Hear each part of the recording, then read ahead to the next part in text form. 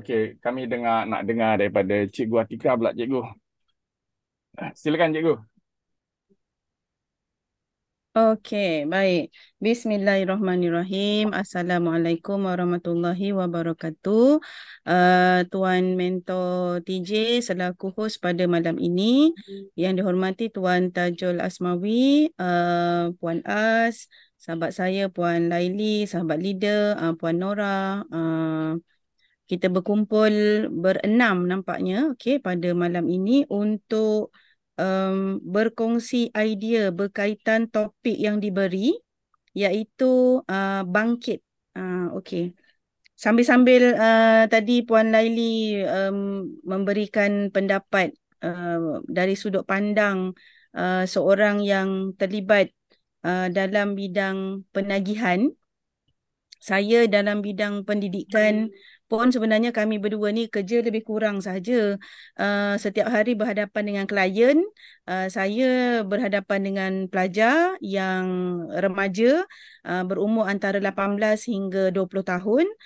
Manakala Puan Laili berurusan ataupun deal dengan klien yang lebih dewasa lah, dengan isu masing-masing. So dia punya fokus dia sekarang, di mana-mana pun kita berada, cabang pekerjaan, cabang perniagaan atau apa saja yang kita lakukan, the issues will be there. Every day, every second, every moment. Even kita bangun tidur tu pun kita dah ada isu dah. Alamak, kalau perempuan kan, apa nak pakai hari ni? Nak pergi sekolah hari ni contohnya. Okay. So, bila bercakap mengenai bangkit, topik yang diberikan oleh Mentor TJ pada malam ini, saya dah cuba untuk huraikan satu persatu daripada perkataan huruf-huruf bangkit itu sendiri. BANGKIT. So pada saya, apabila kita nak bangkit, yang pertama sekali kita harus bersedia.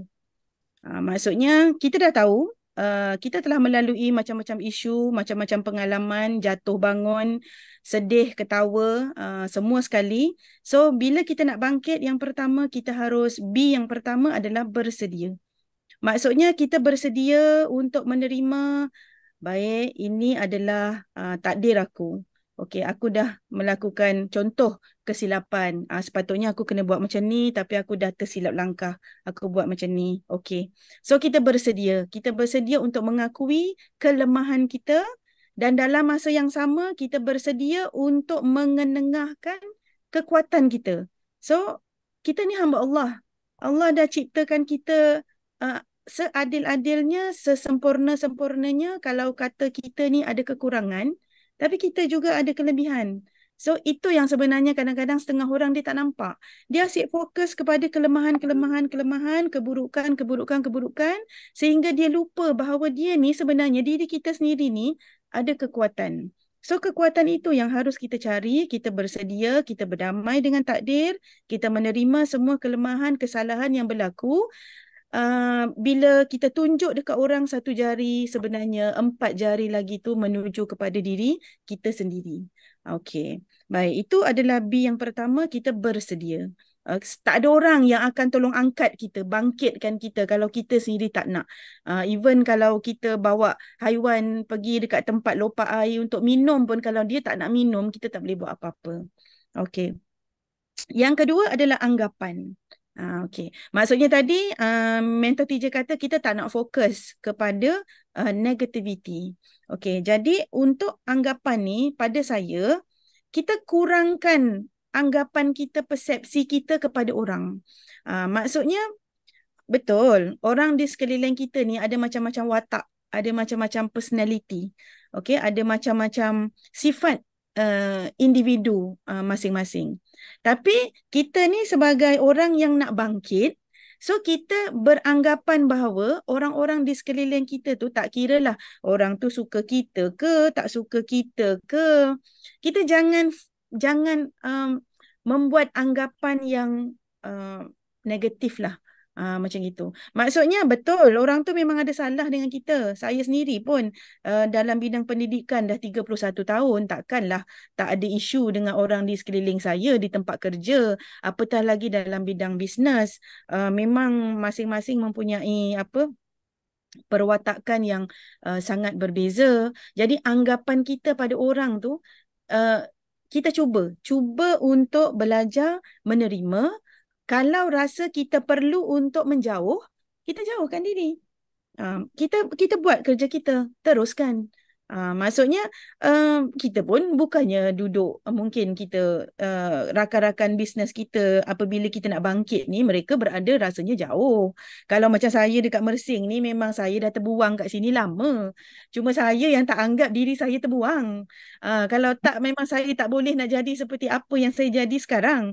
Kalau program dekat Kuantan saya pergi keluar. Kalau program dekat JB saya pergi, program dekat Melaka saya pergi, dekat Selangor saya pergi. Sebab saya anggap kalau kita nak berjaya, kita tak boleh harap orang pergi dekat kita. Kitalah kena pergi dekat orang. Kitalah pergi menuntut ilmu. Kitalah pergi cari input. Itu maksud anggapan. Pada saya macam itulah. Bukan setakat anggap pada orang, tetapi anggapan pada satu-satu situasi. Okey, macam tu. Alright. N pula, B-A-N, okay. N tu pada saya adalah now. N-O-W, now. Now tu maksud dia sekarang. Kalau bukan sekarang, bila lagi kita nak bangkit? Sedangkan kita tak tahu pun sebenarnya umur yang Allah bagi dekat kita ni, tak tahulah ni nak sampai ke tengah malam ni, saya rasa 6 orang daripada kita ni pun tak boleh jamin yang kita ni masih ada lagi atas muka bumi ni. Jadi selama kita diberi peluang, now, inilah masanya untuk kita bangkit. Kenapa kita perlu nak hold lagi, nak tunggu lagi? Sedangkan kita tak tahu pun perjanjian kita, roh kita di Lauh Mahfuz tu, bila akan dijemput untuk kembali. Jadi selagi kita diberi peluang buka mata pagi esok, kita masih lagi ada nyawa, there is the harapan, hope untuk kita berbuat sesuatu. So now, so sekarang adalah masanya. Okay, B-A-N-G. Okay. G berikutnya adalah gerak kerja. Maksudnya Allah memang tidak akan mengubah nasib sesuatu kaum, seseorang hamba kalau dia sendiri tidak mengubahnya. So once bila kita nak ubah, kita kena ada gerak kerja, kita kena ada tindakan. Macam mana, apa cara yang kita perlu lakukan apabila kita nak bangkit tadi ni. Bangkit ni adalah satu perjuangan yang sangat besar. Cuma kita tak perlu nak jadikan perjuangan ini sebagai orang satu taman ni mesti tahu yang aku ni tengah berjuang dalam win. Orang satu Mersing ni kena tahu aku ni tengah fight.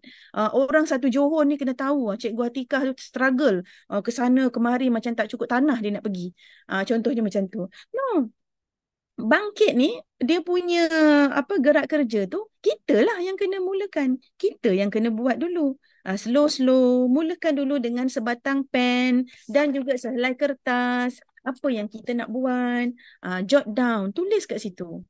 Sebab sebenarnya satu daripada cara untuk kita nak mengelakkan daripada kita ni Alzheimer, maksudnya pendek ingatan tu adalah dengan membaca dan menulis.